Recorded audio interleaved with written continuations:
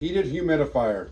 To fill and refill your heated humidifier, all you need to do is open up the top and pour in your distilled water.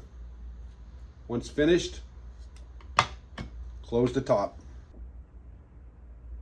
Please be sure to use distilled water only, not tap water, not bottled water, not boiled water. Only distilled water is to be used. The max water line is indicated on two sides, one on the front and one on the side.